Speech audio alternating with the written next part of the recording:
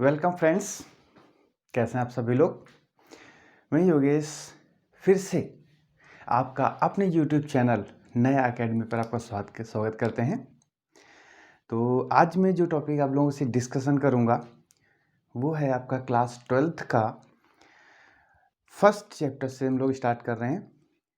और ये जो टॉपिक है ये आपका टीजीटी, पीजीटी, जीआईसी और भी जो एग्ज़ाम्स होते हैं वहाँ पर ये पूछा जरूर जाता है। तो देर ना करते हुए चलते हैं आज के अपने टॉपिक पर। तो जो आज का टॉपिक कह सकते हो या चैप्टर कह सकते हो, उस चैप्टर का नाम है आपका इलेक्ट्रोस्टैटिक चार्जेस एंड फील्ड। इसको हम लोग इलेक्ट्रिक फील्ड भी बोल देते हैं। तो सबसे पहले हम जान ले कि हमको इसमें पढ़ना क्या है, क्योंकि जैसे जब हम कहीं घूमने जाते हैं या टूर बनाते हैं तो सबसे पहले माइंड में कब कर लेते हैं कि हमको वहाँ क्या क्या कहाँ घूमना है, क्या क्या चीज़ घूमनी है, तभी तो हम अपना शेड्यूल अच्छे से तय कर पाते हैं। वैसे यहाँ पर है तो सबसे पहले हम जान लें इसके अंदर हम पढ़ने वाले क्या हैं।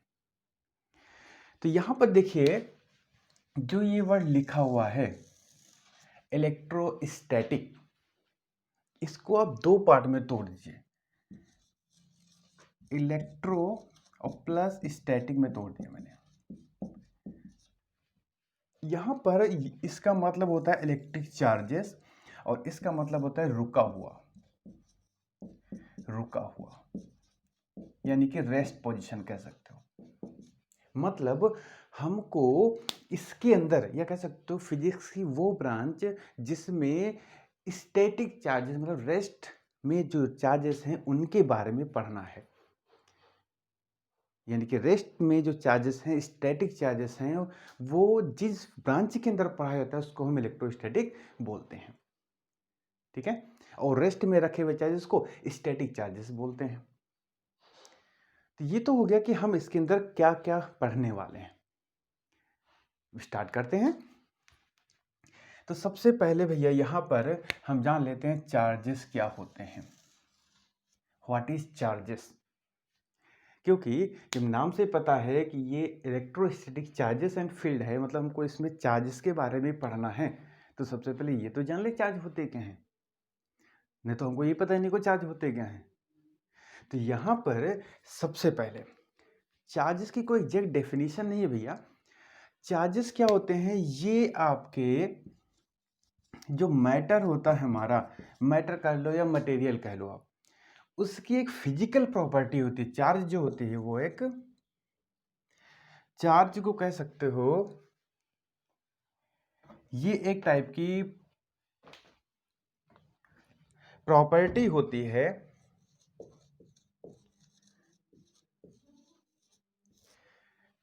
चार्ज एक आपकी प्रॉपर्टी होती है उस मटेरियल की,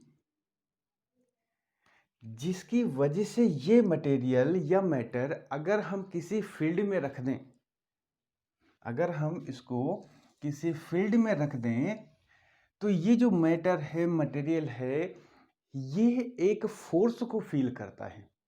ये एक फोर्स को फील करता है। वो फोर्स आपका अट्रैक्टिव भी हो सकता है या रिपल्सिव भी हो सकता है। ये अट्रैक्टिव भी हो सकता है और रिपल्सिव भी हो सकता है। तो इन शॉर्ट कह सकते हो कि जो चार्ज है ये मैटर की वो प्रॉपर्टी होती है जिसकी वजह से वो मटेरियल किसी अगर फील्ड में रखा जाए तो अट्रैक्शन या रिपल्सन को फील करे। तो वो प्रॉपर्टी क्या है, वो चार्ज ही होती है। और आपको पता है चार्जेस दो टाइप के होते हैं। चार्ज कौन कौन से, एक आपका प्लस होता है, एक आपका माइनस होता है। बिल्कुल सही है। तो क्या आपको पता है कि सबसे पहले प्लस और माइनस के बारे में, प्लस और माइनस के बारे में किसने बताया कि चार्ज दो टाइप के होते हैं? तो एक साइंटिस्ट थे Benjamin Franklin. Benjamin Franklin Franklin Benjamin Franklin, इन्होंने ही बताया कि चार्जेस दो टाइप के होते हैं, प्लस और माइनस। ठीक है, ध्यान रखिएगा, कभी कभी ये क्वेश्चन भी आपसे पूछ लेते हैं। ठीक है, तो भैया ये ध्यान रखिएगा। अब उसके बाद हम लोग बढ़ते हैं आगे कि जो चार्जेस, ये तो पढ़ लिया हमने कि किसने डिस्कवर की। एक इंस्ट्रूमेंट भी होता है, जी हाँ, एक इंस्ट्रूमेंट भी होता है जिसका नाम है gold leaf electroscope.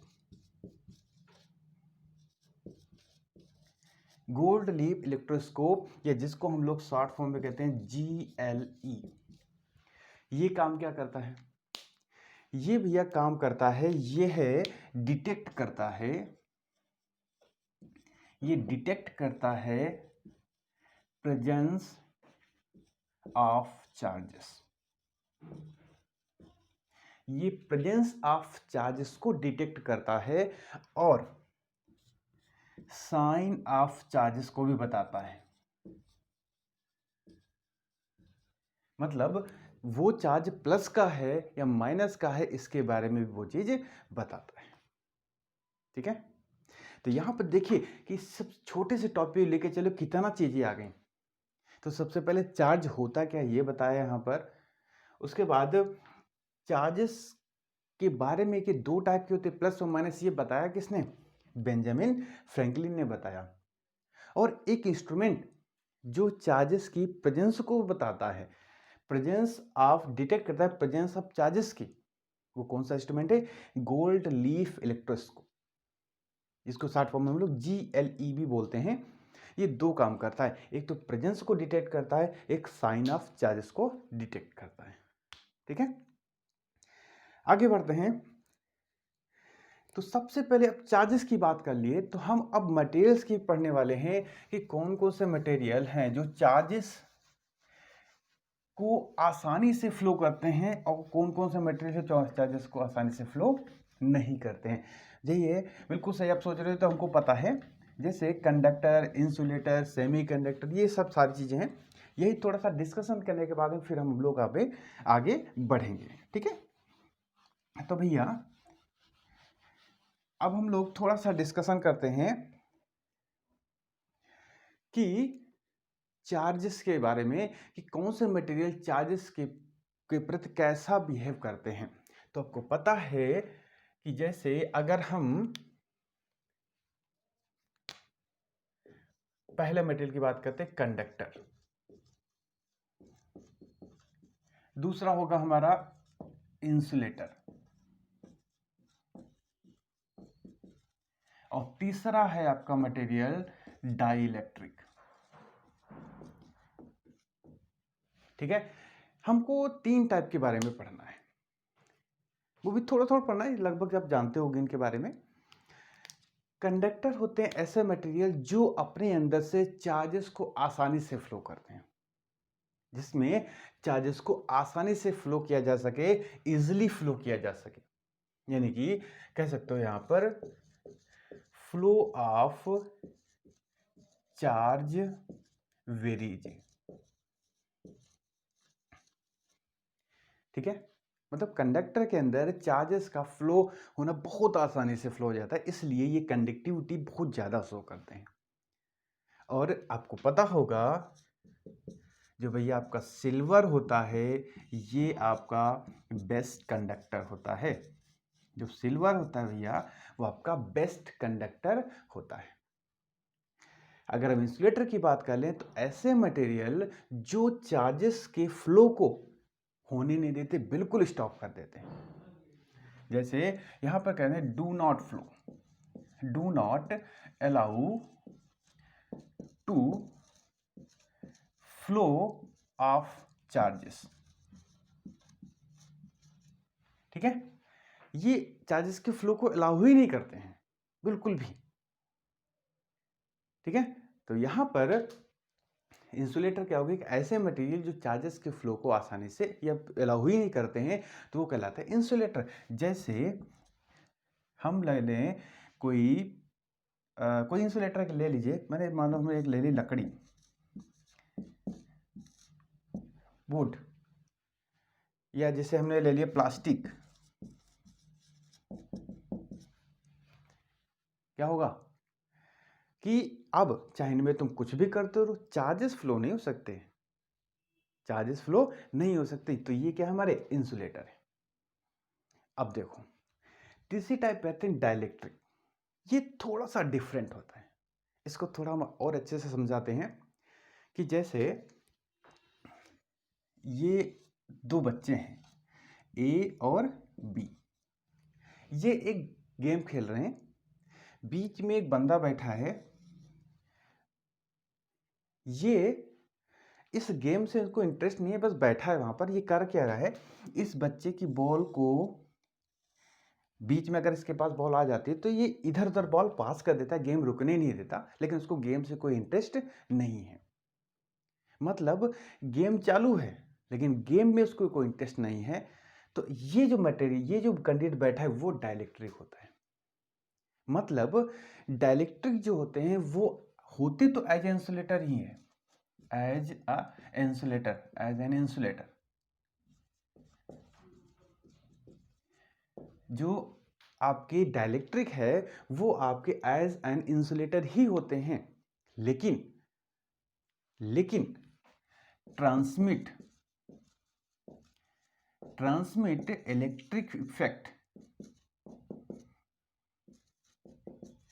Electric field effect without showing conducting property,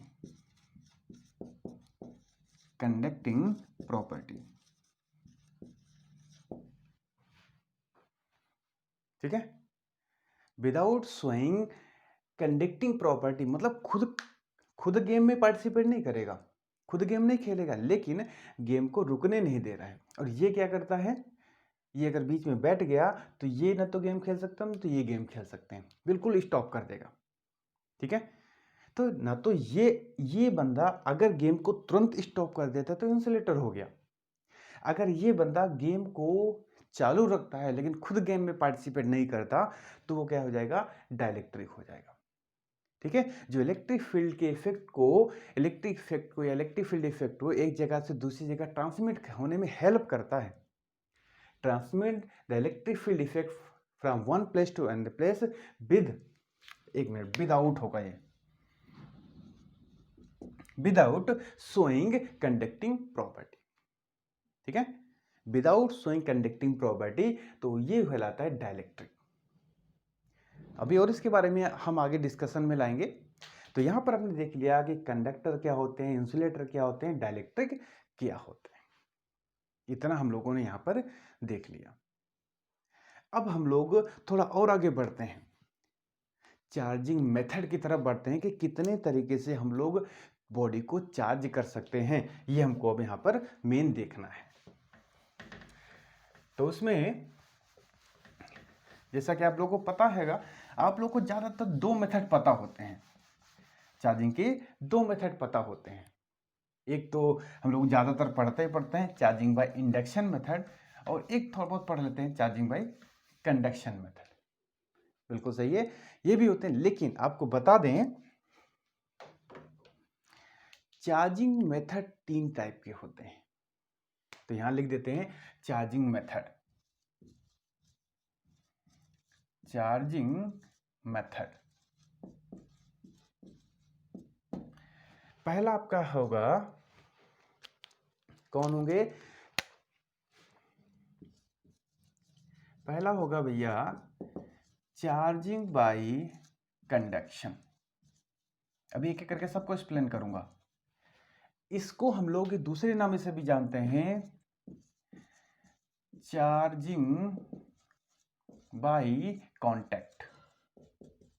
अभी इसको ऐसा क्यों बोलते हैं ये भी बताएंगे। दूसरा है आपका charging by induction, charging by induction. और तीसरा मेथड होता है भैया charging by friction, charging by friction, ठीक है। तो यहां पर भैया तीन टाइप के हमारे पास मेथड हो गए।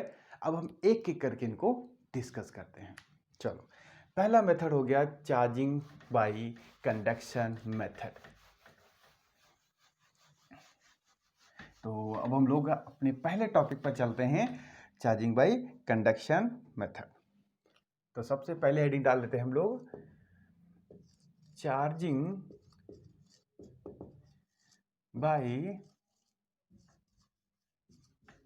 Conduction method. ठीक है, चार्जिंग बाय कंडक्शन मेथड। अब इसमें क्या होगा, इसमें सबसे पहले एक हम लेते हैं बॉडी अनचार्ज्ड। ये मैंने बॉडी ले ली, कैसी है हमारी, अनचार्ज्ड है। ध्यान समझिएगा, कुछ है नहीं, बस प्रेजेंस यहीं पर रखिएगा माइंड की। क्योंकि होता क्या है, हम लोग बैठे तो यही रहते हैं लेकिन सोचते कहीं और की हैं, लेकिन ऐसा नहीं होना है। यहाँ देखिएगा, अब इसके कांटेक्ट में हमको, देखिए मैंने कांटेक्ट कर दिया, इसके कांटेक्ट में हमको एक रॉड लेके आनी है या कोई भी एक चार्ज्ड बॉडी लेके आनी है। मान लिया ये मैंने बॉडी ले लिया पॉजिटिवली चार्ज की। ये कैसे ले ली मैंने, पॉजिटिवली चार्ज की एक बॉडी ले ली। जो ये चार्ज्ड बॉडी है, ये अनचार्ज्ड बॉडी है। इसको मैंने नाम दे दिया बी, इसको नाम दे दिया ए। मतलब ए बॉडी जो है वो चार्ज है और बी बॉडी जो वो अनचार्ज्ड है। अब क्या होगा, चार्जेस का बिल्कुल रूल होता है कि जहां चार्जेस की कमी होती है, मतलब चार्ज की यहां पे जरूरत है, तो चार्ज यहां पे ट्रांसफर हो जाएंगे। ठीक है, अब इस मेथड से जो बॉडी अनचार्ज्ड है जब चार्ज होगी तो उसको बोलते हैं चार्जिंग बाय कंडक्शन मेथड। मतलब एक चार्ज्ड बॉडी और एक अनचार्ज्ड बॉडी को कनेक्ट कर दिया गया, कांटेक्ट में ला दिया गया, इसलिए इसको बोलते हैं चार्जिंग बाय कांटेक्ट मेथड भी बोलते हैं। क्योंकि यहाँ पे कैसा है, कांटेक्ट कर दिया गया है, कनेक्ट कर दिया गया है। ठीक है, इसमें जो अनचार्ज्ड बॉडी जब चार्ज होके आएगी तो बिल्कुल सेम साइन से चार्ज होती है, सेम साइन से चार्ज होगी जैसे ये चार्ज्ड बॉडी का जो साइन है।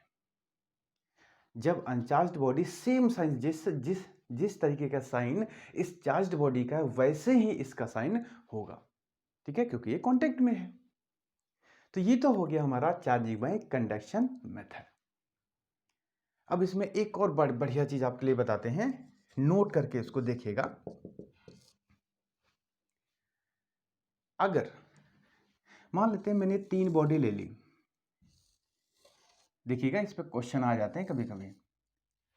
इसकी रेडियस है 2r, इसकी रेडियस है r और इसकी रेडियस मान लेते हैं 3r है। ये पहला स्फीयर है, ये दूसरा स्फीयर है, ये तीसरा स्फीयर, स्फेरिकल बॉडी हमारे पास है। इस पे जो चार्ज है वो q है, इस पे 2q है, इस पे q कर देते हैं, इस पे 3q कर देते हैं। अब आपसे अगर पूछता है कि इन तीनों को टच करा दिया गया, टच कराने के बाद अब बताओ इस बॉडी पे कितना चार्ज होगा, इस बॉडी पे कितना चार्ज होगा और इस बॉडी पे कितना चार्ज होगा। टच कराने के बाद कितना कितना चार्ज हो जाएगा, देखिए कैसे निकालते हैं। तो सबसे पहले जब टच करा, तीनों को टच करा देंगे तो टोटल चार्ज कैसे निकालेंगे।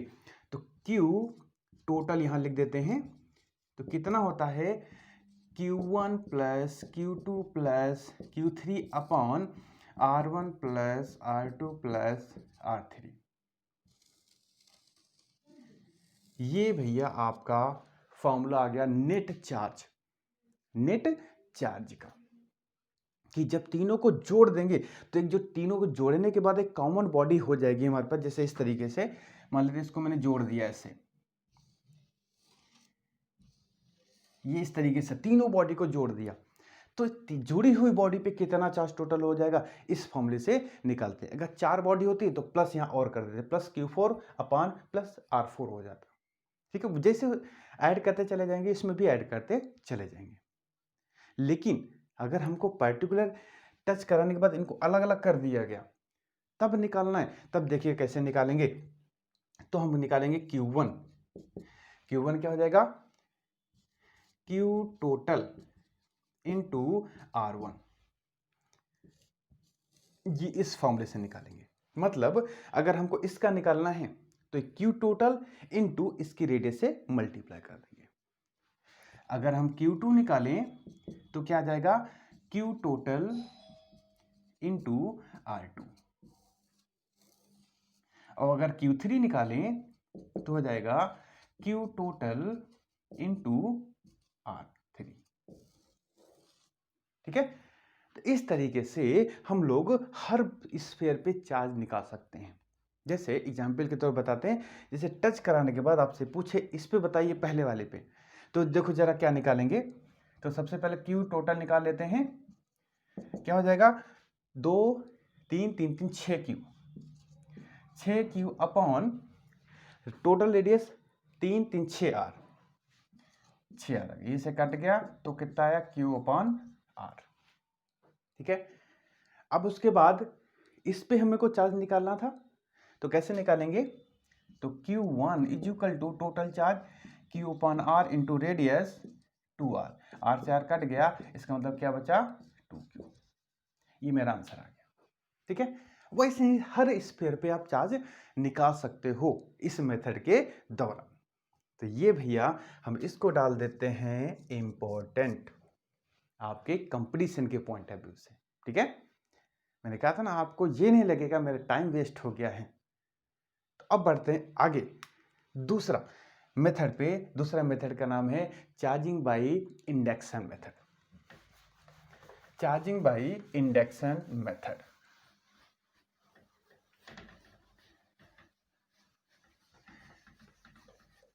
आपको मेरी हर वीडियो से कुछ ना कुछ सीखने को जरूर मिलेगा, ये मेरी गारंटी है। बस ये है, आप चैनल से लगातार जुड़े रहिए। ठीक है, चलो भैया अब दूसरे उस पे चलते हैं।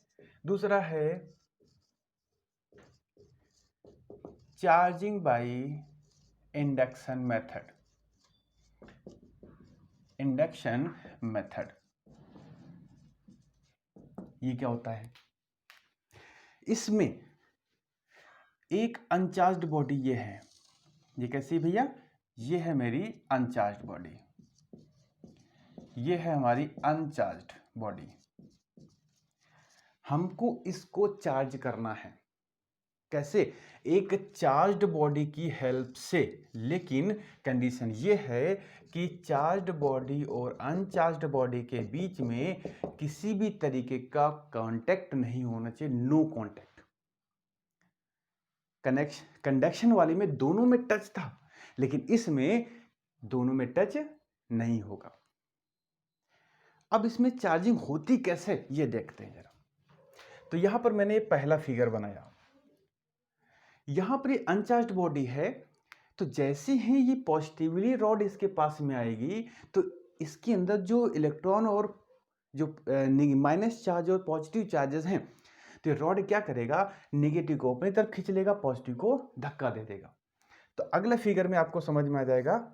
तो यहां पर ये रॉड मेरी ऐसी है, ये पॉजिटिव है।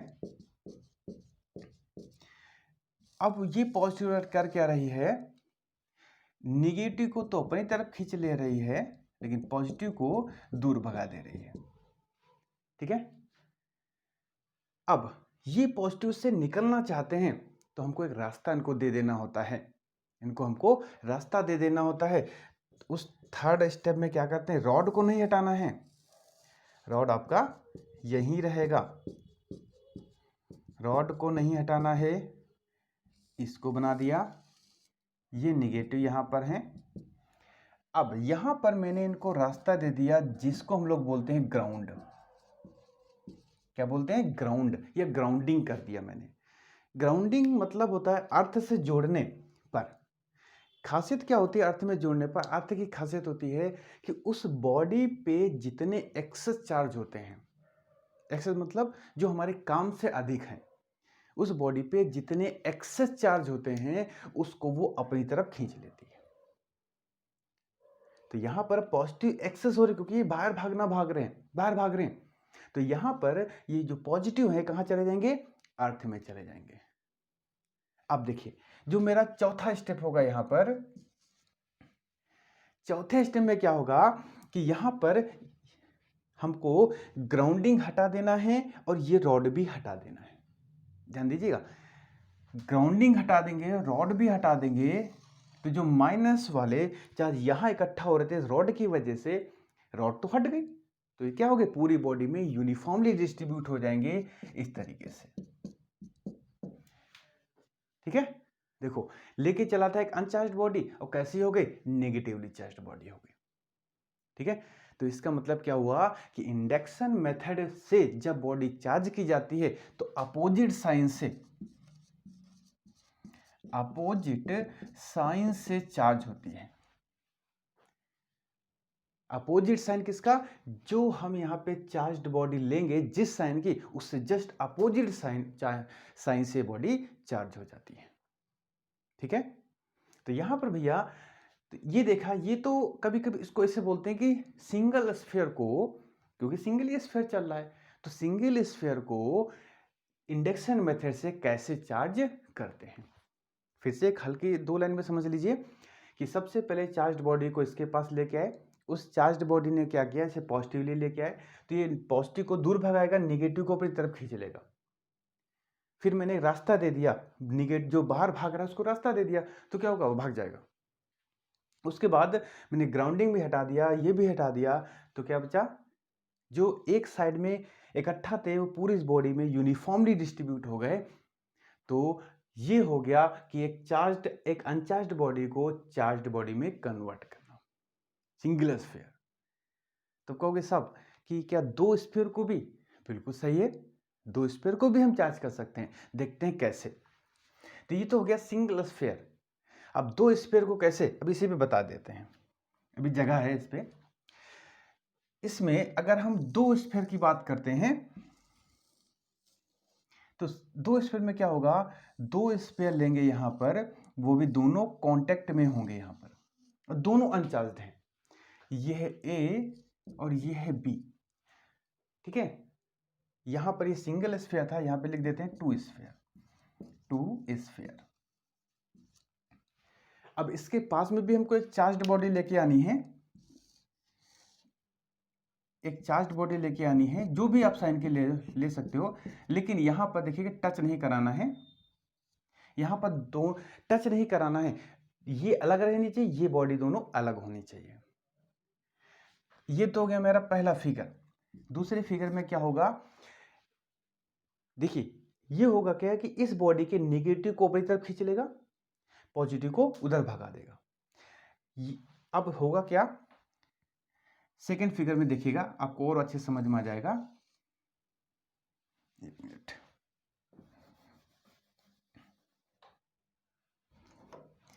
इसको अगर हम इस तरीके से बनाएं, एक बॉडी ये है और एक बॉडी ये है। ठीक है, अब करेगा क्या, इसके निगेटिव तो इधर खींच लिया, पॉजिटिव को दूर भगा दिया। ठीक है, अब इस रॉड का इफेक्ट इस पर भी तो होगा, तो इसके निगेटिव को वो इधर खींचेगा और पॉजिटिव को इधर दूर भगाएगा। तो ये रॉड कैसी थी मेरी, ये तो पॉजिटिवली थी। ठीक है, अब बुक में आपको ये सरफेस पे कोई भी चार्ज नहीं दिखाते हैं, क्योंकि पॉजिटिव निगेटिव आपस में जुड़ के क्या कर देंगे, न्यूट्रल कर देंगे। तो इस सरफेस पे आप चार्ज बनाइए या ना बनाइए कोई फर्क नहीं पड़ता। अब देखो यहां पर, अब इसको जरा दूसरे इस तरीके से फिगर बना देते हैं।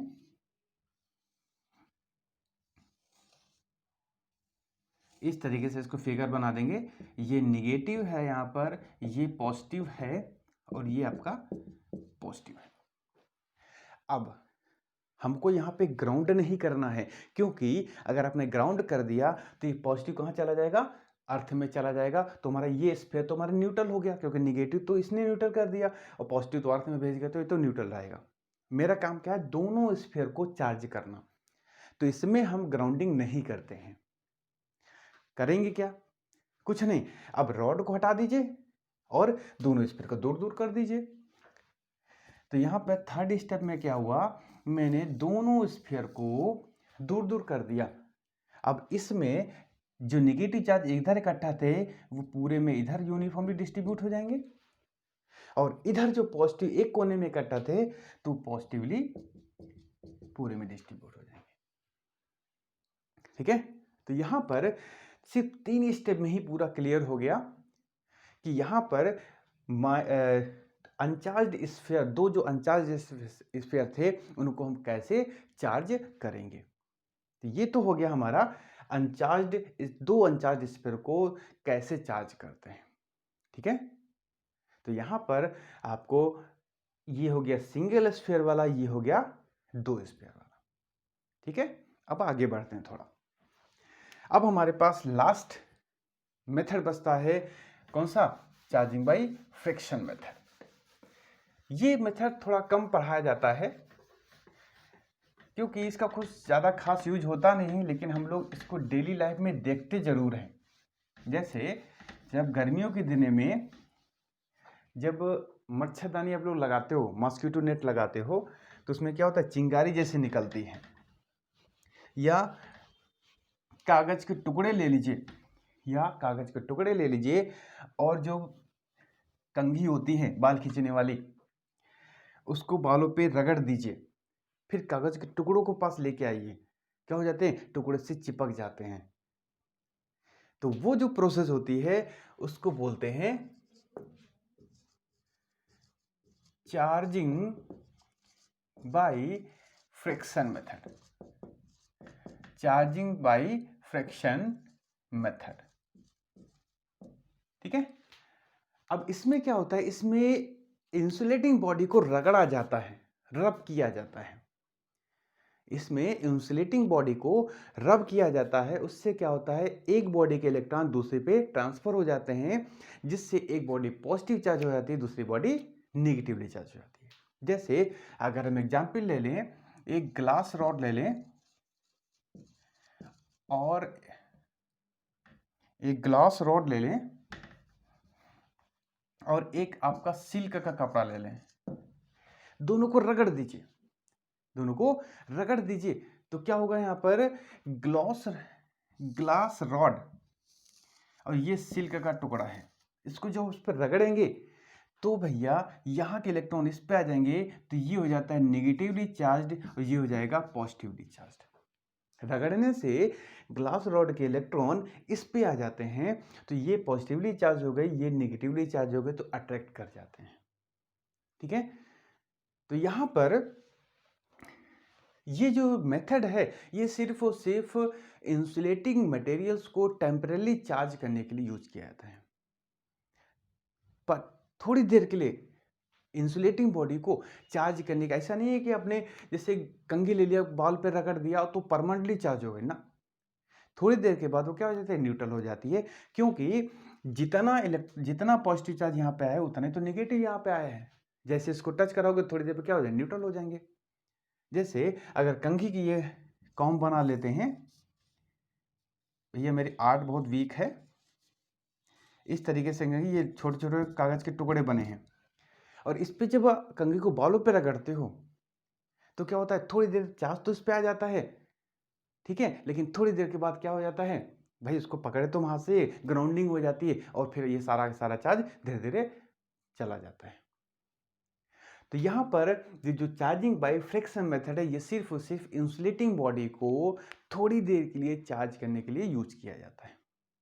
ठीक है, तो भैया देखा आपने कि आज हम लोग छोटे से टॉपिक में क्या क्या चीजें निकाल के ले आए।